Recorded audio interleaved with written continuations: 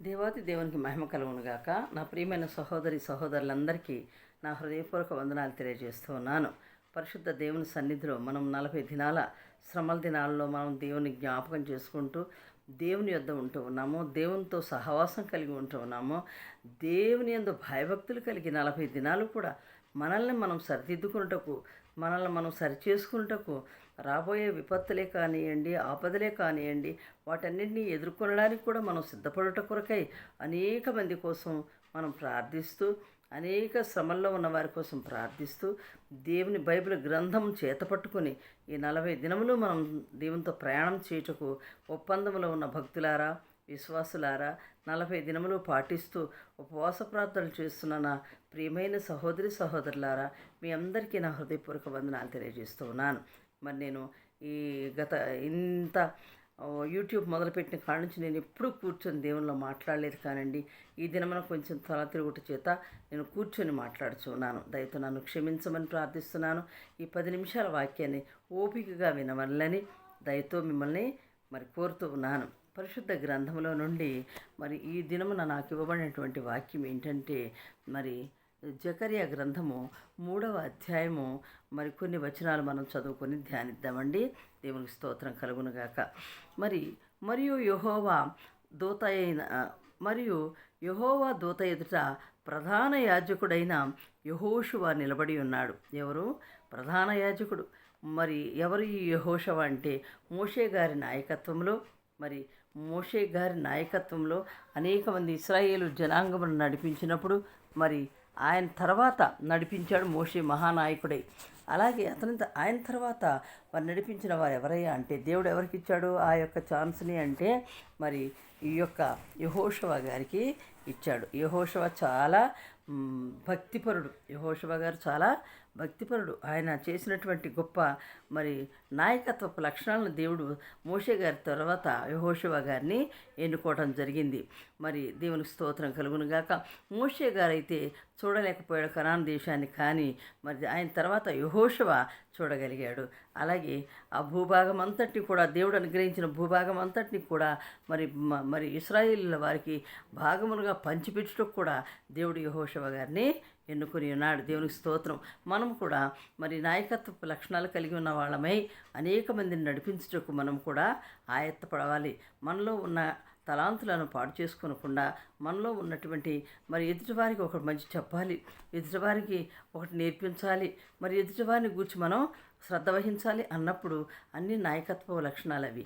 వాటిని మనం శ్రద్ధ వహించి ముందుకు వాటిలో మనం స్థిరపడేలాగా ఉండాలంటే దేవుని యొద్ద మనము ఎక్కువగా అడగాలి. దేవుణ్ణి ఆ యొక్క కృప దయచేయి ప్రభువా, అనేక మందికి నేను సాక్ష్యం చెప్పుటకును, అనేక మందిని నీలో నడిపించుటకును, నీ సన్నిధిలోనికి రప్పించుటకును కృప నాకు దయచేయి ప్రభువా అని మనం అడగవలసిన వారమై ఉంటున్నాము.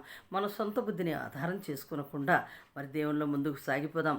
అదేవిధంగా యెహోషువ గారు దేవుని ప్రధాన యాజకుడైన యెహోషువ నిలువబడి ఉండుటయు సాతాను ఫిర్యాది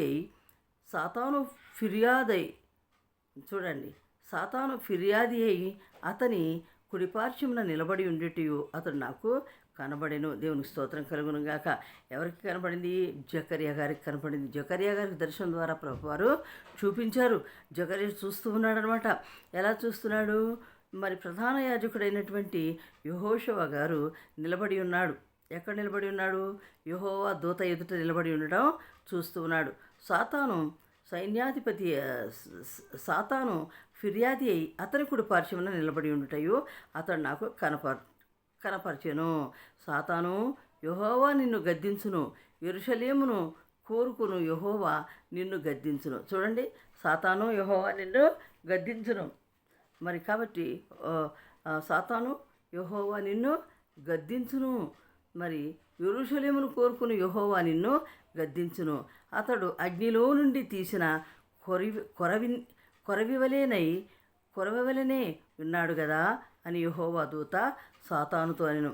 చూడండి, యెహోవా దూత సాతానుతో ఏమంటుంది చూడండి. సాతాను, నిన్ను దేవుడు గద్దిస్తాడు, యెహోవా నిన్ను గద్దిస్తాడు, యెరూషలేమును కోరుకుంటున్న దేవుడు నిన్ను ఏం చేస్తాడట? గద్దిస్తాడు అంటున్నాడు. గద్దించును.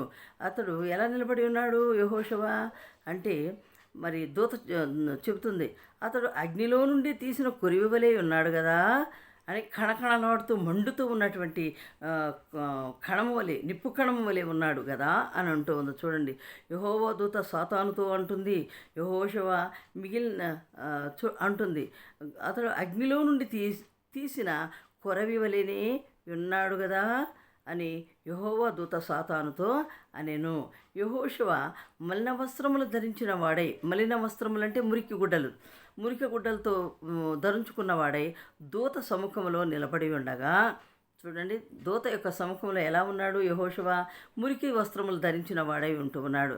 మరి ఆ యొక్క దూత దగ్గర నిలిచి ఉన్న వారిని పిలిచి, చూడండి, యెహోషువ మలిన వస్త్రములు ధరించిన వాడై దూత సముఖంలో నిలబడి ఉండగా, దూత దగ్గర నిలిచి ఉన్న వారిని పిలిచి అతని పైబట్టలు తీసివేయుడని ఆజ్ఞాపించింది. చూడండి, దూత యెహోషువ గారి దగ్గరలో నిల్చున్న వారిని పిలిచి అతని మీద ఉన్న మలిన వస్త్రాలను తీసివేయండి అని చెప్పేసి అంచు ఉన్నది. హల్లెలూయా, హల్లెలూయా. తర్వాత తీసివేయడిని ఆజ్ఞాపించి, నేను నీ దోషమును పరిహరించి ప్రశస్తమైన వస్త్రములతో నిన్ను అలంకరించుచున్నాను అని సెలవిచ్చెను. హల్లెలూయా. దేవదూత ఏమని సెలవిస్తుందో చూడండి, నీ మీద ఉన్నటువంటి మలిన వస్త్రములను తీసివేయమని చెబుతూ ఉన్నాను. నీ దోషమంతా కూడా పరిహరించబడుతుంది. నిన్ను పరిహరించేసి అవి తీసివేసి, నీవు చేసిన దోషములన్నింటినీ తీసివేసి పరిహరించేసి నీకు ప్రశస్తమైన వస్త్రములతో నిన్ను అలంకరించుచున్నాను అని సెలవిచ్చింది. హల్లెలూయా. మనం కూడా ఏ మురికి గుడ్డలతో ఉన్నాము, ఏ మురికి మనసుతో ఉన్నాము, ఏ మురికి చేష్టలతో ఉన్నాము, ఇతరుల మీద మరి ఎలాంటి అభిప్రాయాలు కలిగి ఉన్నాము, ఆ మురికి అంతటిని తీసివేసి దేవుడిచ్చే ప్రశస్తమైన వస్త్రాలను ధరించుకోవడానికి కూడా మనం కూడా సిద్ధపడవలసిన వారమై ఉంటూ ఉన్నాము. హల్లెలూయా, హల్లెలూయా, హల్లెలూయా. మరి యెహోషువకు దూత చెబుతూ ఉన్నది చూడండి, ప్రక్కన వారిని పిలిచింది దూత. పిలిచేసి ఏమంటుంది, అతని మలిన వస్త్రాలు తీసేయండి, ప్రశస్త వస్త్రాలను తొలగించండి అన్నది. అలాగే యెహోషువతో ఏమంటుంది, నీవు చేసిన దోషాలన్నీ పరిహరించేస్తూ ఉన్నాను కాబట్టి నీకేం చేస్తుందట, నీకు ప్రశస్తమైన వస్త్రములతో నిన్ను అలంకరించుచున్నాను అని సెలవిచ్చింది. హల్లెలూయా. అలాగే మనం కూడా ప్రశస్తమైన వస్త్రాలను ధరించుకోవడానికి మనము సిద్ధపడాలి. దేవుని దగ్గర అనునిత్యము మనం ఉండాలి. మనలో ఉన్న మురికిని, చెడును అంతా కూడా తీసివేయగలవాడు దేవుడు ఒక్కడ మాత్రమే. మన ఆత్మశుద్ధి కలిగి ఉండాలి. మరి ఆ శుద్ధి లేనిది మనం నేను పరిశుద్ధుడై ఉన్నాను కనుక మీరును పరిశుద్ధులై ఉండి అంటాడు లేవియా కాండంలో. చూడండి, దేవునికి స్తోత్రం కలుగును గాక. మరి కాబట్టి మనం కూడా పరిశుద్ధత కలిగి ఉండాలి అంటే మనం ఏం చేయాలి, మనలో ఉన్నటువంటి దుర్గుణాలను తీసివేసుకొని, మనలో ఉన్న చెడుని తీసివేసుకొని, అపార్థం చేసుకోవాల్సిన మనసు ఉండకూడదు. ప్రతిదానికి చెడు నెగిటివ్గా ఆలోచించే అవి ఉండకూడదు మనలో. దేవునికి స్తోత్రం కలుగును గాక. కాబట్టి మనలో ఉన్న పాపదోషాలను పరిహరింపబడాలి అంటే మనము నిత్యము దేవుని క్షమాపణ అడగవలసిన వారమై ఉంటూ ఉన్నాము. హల్లెలూయా. నా ప్రియమైన సహోదరులారా, మరి అంటున్నాడు, మరి నేను అలంకరిస్తున్నాను అని సెలవిస్తున్నాడు దూత. అతని తల మీద తెల్లని పాగా పెట్టించుడని నేను మనవి చేయగా, వారు అతని తల మీద తెల్లని పాగా పెట్టి వస్త్రములతో అతనిని అలంకరించిరి. ఎలా అలంకరించారు? దూత ఏం చెప్పింది, అతని తల మీద ఎలాంటిది పెట్టమంది? తెల్లని పాగా పెట్టమంది. తెల్లని వస్త్రంతో పాగా చుడతారు కదండి, అలాగా తెల్లని పాగా చుట్టండి అని చెప్పేసి అన్నప్పుడు పై వస్త్రంతో అతన్ని అలంకరించి యెహోవా దూత దగ్గర నిల్చుండెను. హల్లెలూయా. అబ్బా, దేవునికి స్తోత్రం కలుగును గాక. మరి యెహోషువ గారి దగ్గర ఎలా నిలబడింది? దేవదూత అతని పక్కన నిల్చుంది. యెహోవా దూత దగ్గర నిల్చుండెను.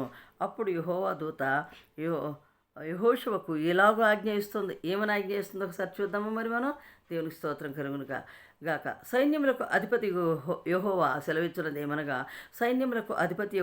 సెలవిచ్చున్నదేమనగా, నా మార్గములలో నడుచుచు నేను నీకు అప్పగించిన దాన్ని భద్రముగా గైకొనిన ఎడల నీవు నా మందిరం మీద అధికారివై నా ఆవరణములను కాపాడువాడవగుదువు. హల్లెలూయా. మరియు ఇక్కడ నిలవబడి వారికి కలిగినట్లు నా సన్నిధిని నిలుచు భాగ్యము నీకు నేను ఇస్తాను. ప్రధాన యాజకుడమైన యెహోషువ, నీ ఎదుట కూర్చుడు నీ సహకారులు సూచనలుగా ఉన్నారు. హల్లెలూయా. నీవును వారును నా మాట ఆలకింపవలను. దేవుడికి స్తోత్రం కలుగునుగాక. ఎంత గొప్ప విషయం అండి. నీవు నా మాటలను అంగీకరించి నడుచుకున్నట్లయితే, నీకు అప్పగింపబడిన దాని విషయంలో భద్రంగా నీవు గైకొన్నట్లయితే, నీవు నా మందిరము మీద అధికారమై ఉంటావు. అలాగే నా బిడ్డల మీద, నా నా యొక్క వాక్యం వినే వారి మీద కూడా నువ్వు అధికారమై ఉంటావు. జాగ్రత్తగా ఆలకించు అని ఇక్కడ యెహోషువకు దూత గారు మరి చెప్పడం జరుగుతున్నది. దేవుడి కొద్ది మాటలు దీవించి ఆశీర్వదించునుగాక. మీ అందరినీ దేవుడు సదా దీవించి ఆశీర్వదించునుగాక. ఆమేన్, ఆమేన్, ఆమేన్.